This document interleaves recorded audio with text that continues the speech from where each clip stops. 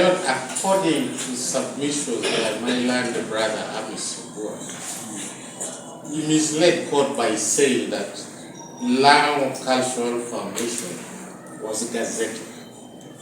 My Lord, I want to read verbatim only two portions. First, the notice. Proceed. Notice. Declaration by the Minister of Gender, Labor and Social Development on publishing of traditional or cultural leaders as of April 2019 in the Uganda Gazette. My Lord, the Honorable Minister went ahead and said, I hereby cause the following traditional or cultural leaders listed below to be published and gazetted in the Uganda Gazette. It is the leaders, not the cultural institution, which is Lango Cultural Foundation, which was gazetted. So I beg to submit that Council Amis Ongora was misleading for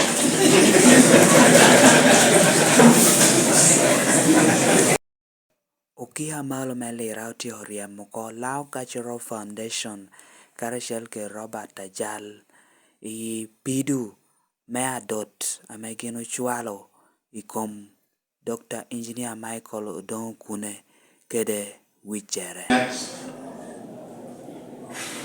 The Lango Cultural Foundation Constitution of 2017, which they intend to rely on, was not followed during the elections of 1st of March 2024. My Lord, is also misleading court. That constitution was amended on the 3rd of March 2024. And I have it here, my dear. It was amended on the 3rd of March 2023. So the latest constitution, what they should have been relying on is that of 2023, but not that of 2017. I beg to proceed. Monobedo apelida Ogamadot Simon Peter Odo Ikarmetia Dok Ilok Opelida Awegiadot Man Amis Obua Karashalkere Emmanuel Igaro Umiat Amis Obua Otirni Lao Cultural Foundation Nudonguti Oketoko Igazet Ikarame Ukerukede Won Nyashi Melao Yosam Uduri B Ento Odo Ubinu Kwero Ko Mano Ko Buntirni Ubinu Kerka Won Nyashi Yosam Uduri B Kiken Igazet Etope Ukero Lao Cultural Foundation Amaholoki Igaro Umiat Ni concession me mwatutumia rio apara biro ena ye jote tikere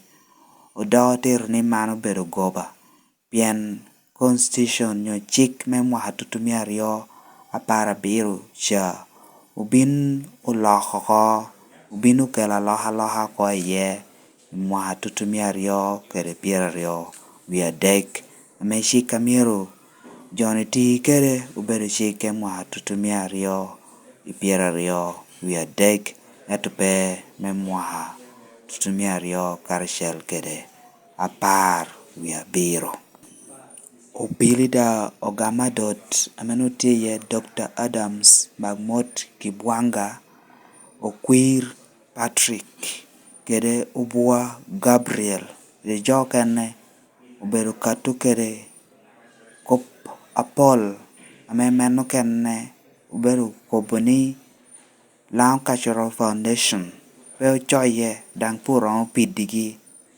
Gindang peromo pidijo Ginao koboni Ajal Won Nyashi Melao Yosam Uduri B Ubinu riamo ko Pedang te duogo Itich Pian pumi ukibala menyurni ubinu duogo Ajal Itich kirdang ya mano ajal tia bichung kawang Lao Cultural Foundation ame chik pe ye pidu dang dok po romo pidi gini ame nyurni beda jal inyimu kihu konyere pe chik pe ye ginang nutia metuni oriem Denish Obia Ashelako Karshel Keruki Benjamin Oko inyimu kihu pian gin tia binu apegi kengi ame petia chuite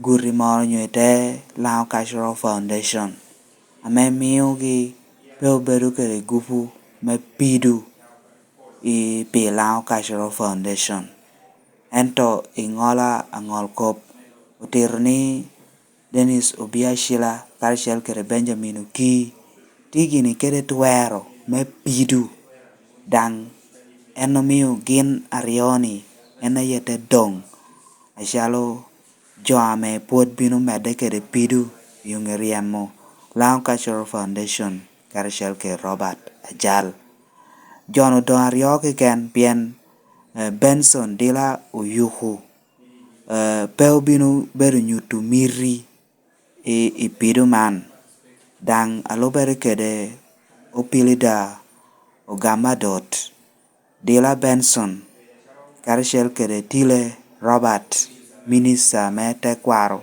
ite Lao Cultural Foundation uberu iniare kede gi tiko begini gino pe gini kede miri memede kede pidu eka apilida awegia dot igaro umiat tedang titi ukihuni Johnny uberu nen bagina me peti kere miri I pida metia wara nyimi pian peu beru binu gini I nyimu kihu amegire miero ukihu ye weko kwanyingi uko ipidu manene ento apilida Ogama dot Dr. Adams Magmot Kibwanga binu tero ni miero uyim utao iwi Benson Dila Uyuhu ukihu binu ye me kwanyo jono ko ikom buk me pidu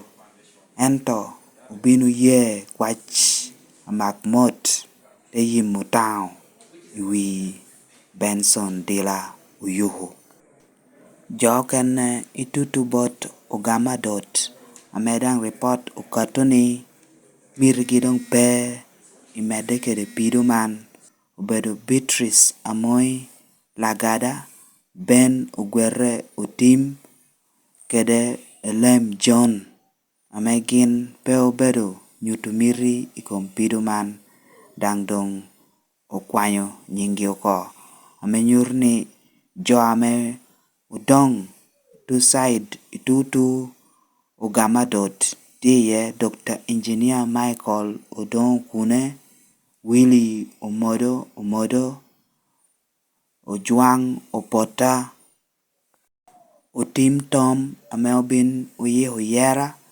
Vincent Hai Oling Okelo Hamza apelida Ogama dot Emmanuel Egaro Umiat ubino kwao nyimu kihu ni miero migi kare mewe wot orop adot ame ukero inyim ukihu ikom Dr. Engineer Michael Odongo Okune kede wichere ukihu dang ubinu uyeye gi mewe orop adot man gun umiyo gi nahisha ngwen me shabit man me gini ikelo aloha adot nyo pidu amegino chwalo inyimu kihu ekadang odomeyo opilida Ogama dot nahisha beach megini idok ikom aloha ame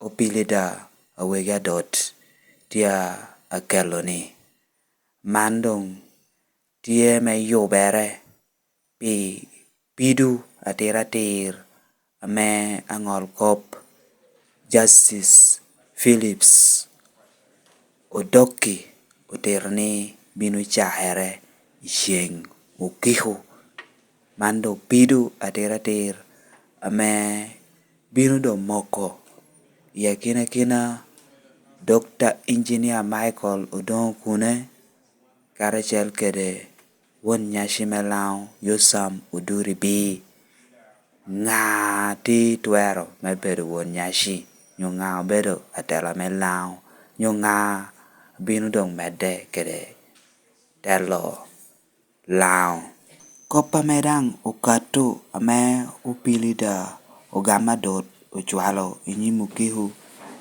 tie kom Benjamin uki witong me uki bora ame gino ter ni en tiya kina jo amo chwalo adot ikom Odongo Okune kede uwar mere ento en amo chwalo adoti Odongo Okune uyiho yere yora me perwate kede chiki en dadok tidok awo kwayo kwi dadok te chung mebedo wuon nyashi ite Lao Cultural Foundation gun pida meno chwalo ni poti awuora nyim mano bino miyo ang'ol kop upenyo ng'o miyo Benjamin tia mede kerachiel kede kwayo kwir gun kop pot pe ong'olo mano noter ni pe pore metimere kiti ente miyo atala bot grupo pile da ariario ni me ubedo ping otokato gini kede niya ere ikom kope yera ame Lao Cultural Foundation tipuoda miyo awuora nyimi enotir ni ka grupo pile da arioni pe unia ere grupo achiel miero katu kede kwach inyimu kihu weo kihu dong katu kede ngola gidong amaho kope yera ameti awuora nyimi en ite Lao Cultural Foundation ento opili da awegi adot binda yate koboni kadong ng'olo yera ameti awuora nyim ite Lao Cultural Foundation ni miero dang ng'ol yobame wiru Dr. Engineer Michael Odongo Okune amedang tia awuora nyimi ento ang'ol kopo bino ter ni ng'ola me piru ni bino timero ko me puot pe uwiru wuon nyasha moyero nyen Dr. Engineer Michael Odongo Okune ento dang opili da wegi adot oter ni yera me tia awuora nyim cha gin uromo wuot kede nyim pien wuon nyashi gi Yosam Uduri bi puoti kom dang puot gamente mere tia mede karachiel kede wuora nyim ame gina geo gi yubo yera petie eto ang'ol kop dang tia koboni wuni chwalo wuonu kwa shui nyimu kihu timiti ukihu dang ya kop ginori ye eto wune ti mede kede yera kadong kop te donya me pedu rwate kede yera wuno kono ng'a dong romo timere ang'ol kop Justice Odoki ubino ter ni en ikato kede tien kop umiye en ikato kede ng'ola magi dushu iyi ng'ola aduong' ng'ere ame bino timere iyung'e tieko piru ni dushu dong weko winy kitame ng'ola ni uwor kede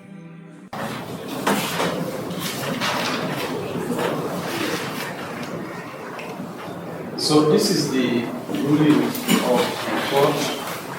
Pero mala tía por parte de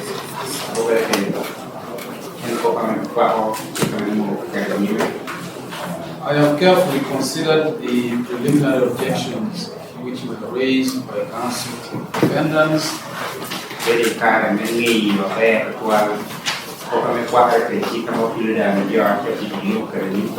and the submissions of counsel for the plaintiff.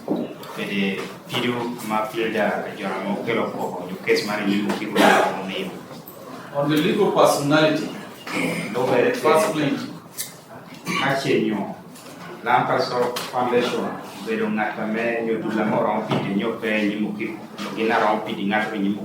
the decision of the court is that the first plaintiff does not have legal personality to institute the suit.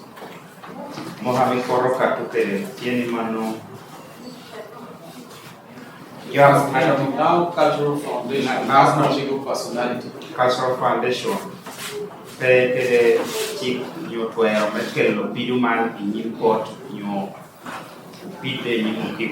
The reasons shall be in the judgment. On the second plaintiff, the decision of the court is that he instituted this suit in his official capacity of a non-existent legal person.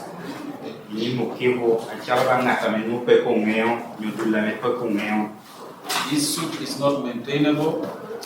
The details of the reasons shall be given in the judgment.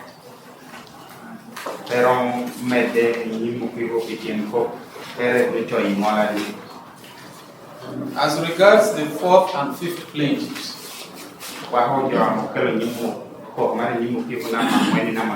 the decision of this court is that the preliminary objection against them have no merit.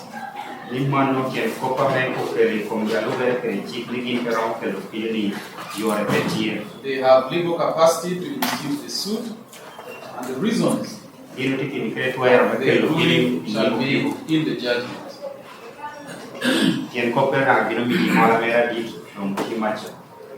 On the preliminary objection that the plaintiff should have exhausted the remedies under Section 16 of the Institution of Traditional or Cultural Leaders Act,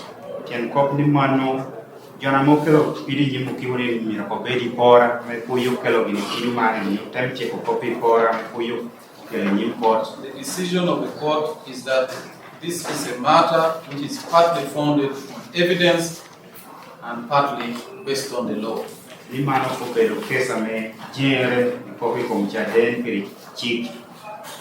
I shall postpone the determination of this matter until the hearing of evidence.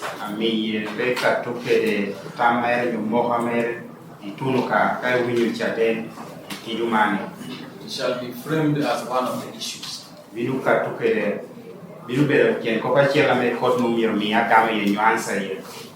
On the preliminary objection that this case is already moot, the decision of the court is that this case is not moot.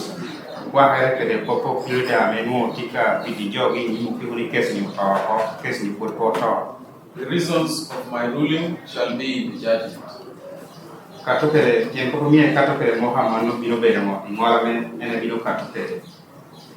On the issue of gazettement, this is a matter that will be determined after evidence has been laid on it.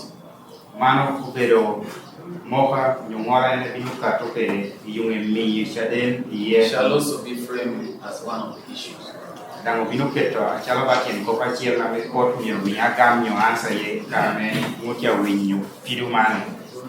So that is the ruling of the court.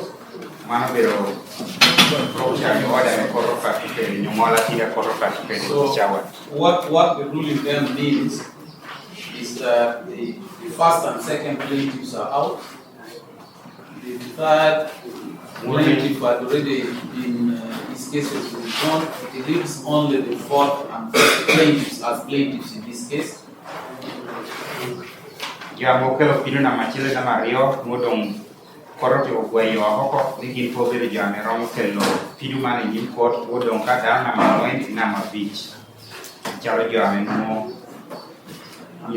Then for the side of the defendants, we still have an issue in regard to the fourth, fifth, and sixth on the service of summons. Thank you for watching Lango News channel. Please subscribe for more updates.